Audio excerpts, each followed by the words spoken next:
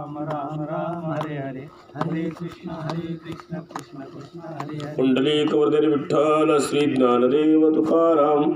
पंढरीनाथ भगवान की जय. माऊली ज्ञानेश्वर महाराज की जय. जगद्गुरु तुकाराम महाराज की जय. सब संतन की जय.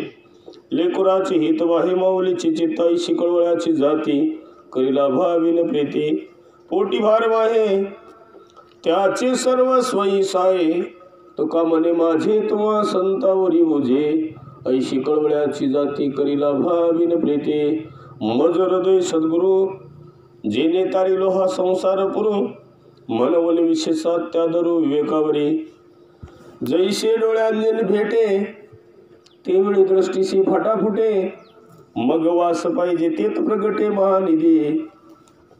प्राप्त प्रसंगी कैलासवासी रामभाऊ बाबूरावजी वागचौरे आपल्या जीवनामध्ये उत्तमाची उरी कीर्तिमाग जगण्यासाठी आपला शेवटचा गोड याच्यासाठी केला होता अट्टहास. शेवटचा दिस गोड व्हावा. माणसाच्या आयुष्यामध्ये अट्टहास कशासाठी असतो तर शेवट गोड होण्यासाठी. आता शेवट गोड होणं म्हणजे नुसते त्यांच्या इच्छेप्रमाणे एखादा स्वयंपाक केला म्हणून गोड झाला असं काही नाही. धृतराष्ट्राला असं वाटत होतं की माझा शेवट दुर्योधनामुळं गोड होईल. उलट दुराचारी दुर्विचारी माणूस मुलगा असल्यामुळं मरताना ज्यांना त्रास दिला त्यांच्या घरी राहावं लागलं. मरताना ज्यांच्या घरी राहिले ते पांडव होते. आयुष्यामध्ये पांडवाचा त्याग केला त्यांच्याविषयीची भावना चांगली धरली नाही तरी मरताना जेवायला कोणाकडे थांबावं लागलं पांडवाच्या घरी. म्हणजे आयुष्यभर ज्याचा तिरस्कार केला. उदाहरण द्यायचं ठरलं तर आयुष्यभर शेजाऱ्याला त्रास दिला त्याला रस्ता दिला नाही ना म्हणून मग पुन्हा त्याच्या इथं जाऊन खायची वेळ आल्यावर किती अवस्था वाईट होती. ही ताजं उदाहरण धृतराष्ट्राचे. आपल्या जीवनामध्ये आपल्या माणसाचं प्रेम आपल्याला आता कळायला पाहिजे की आपले माणसं आपलं जीवन क्षणभंगूर नाही भरवसा भारे सावध तोडा माया. अशा आपल्या जीवनामध्ये हे सगळं क्षणाचे. आता तुम्ही पाहिलं असेल आत्ताचा आजार आल्याच्या नंतरचं 6-7 महिन्याच्या काळामध्ये आपल्याला कुणीतरी आपलं वाटलंय का आता कुणीतरी हे माझं आहे बाबा ते माझं आहे असं कधी वाटलं का? उगा आता 5-6 महिन्यानंतर काल परवा मंदिरं चालू झाल्यामुळं आपल्याला ते वाटायला लागलं म्हणून धाडस केलं किंवा प्रवचनं ठेवावं लागते. त्याच्यातही महाराज लोक उपाशी मारायले तर आपलं ठेवावं असं म्हटलं तरी चालेल.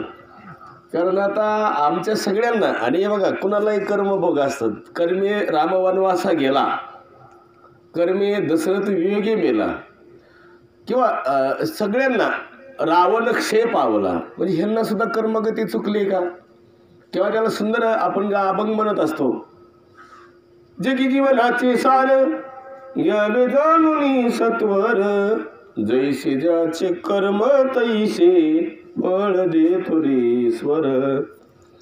क्षणिक सुखासाठी आपुलं कोणी होतो नीतिभ्रष्ट कोणी त्यागी जीवन आपुले दुःख जगी करण्या नष्ट. देह तरी जे जे काही आत्मभोगी तो नंतर जैसे ज्याचे कर्म तैसे फळ देतो रे स्वर. जसं कर्म कराल त्याचं फळ आहे. तुम्ही म्हणता ना मग देवाला देवाचे मंदिर बंद करायची वेळ आली मग देवाचं काही कर्म अवघड असेल का? देवाचं काही मागचं पाप असेल का? याच्यापेक्षा सहज सांगतो तुम्हाला आम्हाला देव कळायसाठी 5-6 महिने देवळाचे दरवाजे बंद होते. तुम्ही म्हणता मग देव कळला कसा नाही? अजूनही आम्हाला कळायला पाहिजे तो कळला नाही. तुम्ही फक्त मंदिरातल्या देवाला देव मानायचे. मग तुम्ही असं कधी बघितलं का रस्त्यावर काठी घेऊन कोरोनाच्या काळातही रस्त्यावर रात्रभर उभा राहणारा तो देव आहे ही सांगण्यासाठी मंदिरं बंद होती इतके दिवस. हाच देव आहे तो जाहीर तुझं पाशी परी तू जागा चुकला अशी आपल्या जवळच आहे पण ते आपण त्याला दूर शोधायला जातो. आता आमच्या भागातले सगळे लोक शिर्डीला येतात पाया पडायला आणि आपल्या भागातले सगळे लोक आमच्याकडे परळीला जातात दर्शन घ्यायला. देव जवळच आहे. आम्ही रोज परळीला गेलो तरी दर्शन घेत नाहीत आणि शिर्डीतले रोज शिर्डीत असले तरी असं असतं. ते कळसमधल्या लोकांना कळशेश्वराकडे सगळ्यांना जायची इच्छा असं काय म्हणजे आहे पण सगळे जातील असं नाही ना. पण परिसरातले लोक तिथं काय येतात त्याचं कारण ती जरा दूर असलं का त्याची इच्छा जास्त असते. नसन कळत तसं सांगतो. कुठंतरी मुंबईला राहणारी सुनी एखाद्या वेळेस जर घरी आली तर ती आत्यांना आत्या आत्या म्हणेन, सासूबाईला गोड सांभाळेन, हे लांबची ते. आणि जे जवळ आहे ते म्हणेन हिला काय कळतं का, हिला काय आता आजचे दिवस आले ना उद्या निघून चालली, पण मला ही पिढ्या वर्षभर सांभाळायची ना, हे असं असतं ते. म्हणजे जी जवळ आहे तिला किंमत सासूची कमी आहे आणि जे दूर आहे तिला थोडं तरी प्रेम आहे. आता त्याच्यात दूर असणारे बी जवळ आले यावर्षी. आणि आता तर लईच भारी काम झालं या कोरोनाच्या काळात. जे लई स्टँडर्ड राहत होते ते शहराच्या पाट्या उचललेत आता. ते कधीच खुरपायला जात नव्हत्या, तेही म्हणतात हाय का कुठं काम. याचं उत्तर कळलं का, ते कर्मभोग आहे महाराज. आणि ते आम्हाला बी आमचं बी कीर्तन करायचं काय सोपं होतं का, एवढेच पाहिजे तेवढेच पाहिजे, 1000 रुपये कमी दिले तर परत माघारी यायचं. आता काय घेतो 5-6 महिन्यात, आता कोणाचं काय घेणार आहे. पैसे कमी दिल्यामुळं पाकिट फेकून देणार आहे ना, आता काय घ्यायचं भाई. आता ह्यांनाही किंमत कळली, आम्हालाही कळत नव्हतं. म्हणजे बरेच लोक भ्रमात होते हे कधीच बंद पडायचं नाही. हो त्याला काय लागते, सत्ता कोणाच्या हातात आहे. चाले हे शरीर कोणाची या, कोण बोलवी तो हरिविन, देखवी ऐकवी एक नारायण, तयाचे भजन चुकून. तुम्हाला दाखवणारा बोलवणारा कोणीतरी ईश्वर आहे. आता तुम्ही आपण मान्य करत नाही, काही लोक देवालाच मान्य करीत नाही, देव आहे असं त्यांना.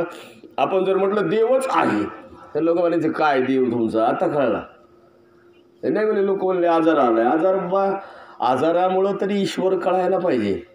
तुम्ही पहा, ज्याची सत्ता शरीरात आहे त्याला कुठं शोधायची गरजच नाही. शरीरच कुणामुळं चालतंय, ईश्वरामुळं. मग ते मधी जो आहे तो जोपर्यंत मध्ये आहे तोपर्यंत त्याची किंमत आहे. अहो त्याला पुरावा देता येईल. शेंगदाण्याची किंमत टरफलात आहे, पण टरफलाला किंमत कुणामुळे, शेंगदाण्यामुळं. म्हणून त्याचा मुक्काम कुठे, पोथ्यात आहे. आणि शेंगदाणे निघून गेले त्याचा मुक्काम कुठे. मग आपण कोण आहे, सगळे टरफलच आहे. आता मुक्काम कुठे, आपलं तेच आहे ना. आपणही आपला सगळ्यांचा मुक्काम आता नदीला शेवटी, मग आपण टरफलच झालो ना. तामट सगळे निघून गेले आणि त्याचे जे राहिलेले फाटे बुडे ह्याची किंमत कुठं कुठं काय. शेतातच माणूस गोळा करतो तिथेच फुकून देतो ना त्याला, कारण ती तामट निघून गेलो काय करायचं. म्हणजे याचं उदाहरण असं द्यायचं आहे की आपल्या जीवनामध्ये आपली किंमत शेवटला शून्य. मृत्यूच्या समयाला अंतकाळीचा सोयरा तुका म्हणे विठ्ठल. आपल्या अंतकाळाला आपलं कुणी नाही. वृद्धकाळामध्येच ते कळतं आणि तारुण्य वयात कळत नाही असं नाही. पण वृद्धकाळामध्ये काय कळतं, आपल्याला बोलायला अपेक्षित आहेत पण ती बोलत नाहीत. आपले बशी राहत नाहीत, आपल्याला नीट बोलत नाहीत. त्यावेळेस माणसाला दुःख वाटतं आणि तो माणूस दुःख करत राहतो सारखं. म्हणून आपल्या माणसांना जीव लावणं, आपल्या माणसाला सांभाळणं. तुम्हाला माहिती, धृतराष्ट्राला मरताना काही इच्छा नव्हती, फक्त जेवण करायचं बस राहायचं. तरी भीम त्याला सारखं म्हणायचं, काय रे म्हातारे खातो का आमच्या घरी आता. हे असं असतं. काय तुला कळतं का, तो आत्ता आमच्याकडे खायला आलाय, तुला अगोदर ज्यावेळेस सगळे कौरव जिवंत होते त्यावेळेस आम्ही दिसत नव्हतो का. अरे मरताना आता आमच्याकडे राहतो. बरं ती धृतराष्ट्र विचित्रही होतं तसंच. त्या धृतराष्ट्रानं भीमाला आवळून मारायचा प्रयत्न केला होता एक दिवस. फक्त भगवान श्रीकृष्णानं भीम बाजूला काढला आणि भीमासारखी मूर्ती पुढे ठेवली. ह्या बाबांनी आंधळ्या धृतराष्ट्राने ती मूर्ती दाबून फोडली आणि परत आंधळ्या धृतराष्ट्र खाली बसून रडायला लागलं की माझ्याकडून चुकून भीमाचा अंत झाला. ते पोरं हसायला लागले. ते म्हणले बाबा भीम नव्हता, मूर्ती होती. इतकं अपमानित जगलं तरी पुन्हा पांडवाच्या घरी खायचं. याचं उत्तर कळलं का, आपल्यामुळं कुणाला द्वेष होऊच नाही, कुणाचा द्वेष करायचाच नाही. तुम्हाला नसन कळत तसं सांगतो, किती बी कोणाचा द्वेष करा, शेवटी आपला तर शेवटच आहे. रस्ता कधी तुमच्यावर रागावला नाही, नदी कधी तुमच्यावर रागावली नाही. नदीवर तुम्ही पहा, आता काही लोक रस्त्यावर लय खड्डे आहेत म्हणतात, असं म्हणते ना, लय खड्डे आहेत. हो खड्डेत बघत बसण्यापेक्षा कसे चुकवून जायचे हे बघावं, तेव्हा आपल्याला प्रवास सफळ होईल. आजी संसार सफळ झाला गे माय, देखिले पाय विठोबाचे, तो मजू हवा असं जर सगळ्यांना वाटतं का नाही, तो आहेच आहे. फक्त त्याचंही आपल्याला त्याचा प्रतीक कळत नाही, तो कसा आहे, कुठं राहतो, कशासाठी आला आहे आणि आपल्याला करायचं काय. जीव आपला थोड्या दिवसाचा पाहुणा आहे. ह्या काळामध्ये बघा तुम्ही, ह्या काळात कोण कुणाचं नसतं. तुम्हाला सहज हसायचं म्हणून सांगतो, आमची पाहुणी इकडं शिरूरला मिळूनी मध्ये मध्ये लय फोन करायचे, असं तसं वा. आता त्या दिवशी मी मुद्दा म्हणला, आम्ही इकडे कोरोनाचे पेशंट सोडायला आलो होतो, येऊ का जेवायला.